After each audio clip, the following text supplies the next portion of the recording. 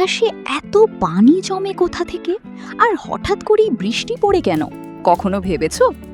Wow, আজ আমরা জানবো বৃষ্টি আসলে কিভাবে হয়, একদম সহজ আর মজার ভাবে।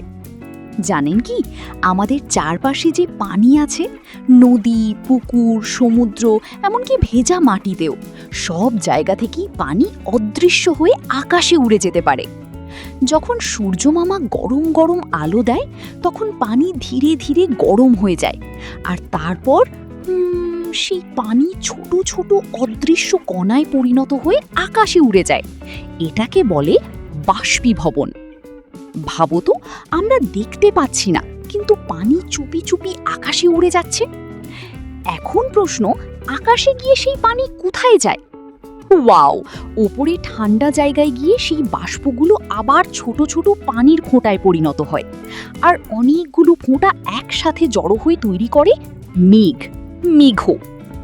মেঘগুলো দেখতে তুলোর মতো নরম লাগে, তাই না? কিন্তু জানো কি, ওদের ভেতরে কিন্তু অনেক অনেক পানি লুকিয়ে থাকে। এখন আসল মজা, যখন মেঘের ভেতরের পানির ফোঁটাগুলো বড় আর ভারী হয়ে যায়, তখন মেঘ আর তাদের ধরে রাখতে পারে না, আর তখনই টাপুর টুপুর করে বৃষ্টি পড়তে শুরু করে। ওয়াও, মানে আমরা যে বৃষ্টি দেখি, সেটা আসলে আকাশ থেকে পড়া পানির ফোঁটা। কিন্তু গল্প এখানেই শেষ না। বৃষ্টি হয়ে সেই পানি আবার নদী, পুকুর, মাটি সব জায়গায় ফিরে আসে, তারপর আবার সূর্যের তাপে আকাশে উঠে যায়।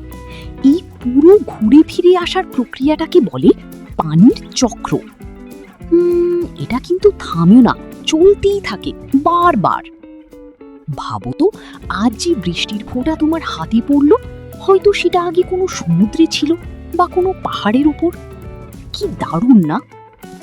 তুমি কি আজ নতুন কিছু শিখলে? তাহলে দেরি না করে এখনই আমাদের লজিক রুট চ্যানেলটি সাবস্ক্রাইব করো, আর এই মজার ভিডিও বা তোমার বন্ধুদের সাথে শেয়ার করতে ভুলো না, যাতে তারাও শিখতে পারে এমন দারুণ তথ্য। আবার দেখা হবে নতুন আর মজার কোনো গল্প নিয়ে।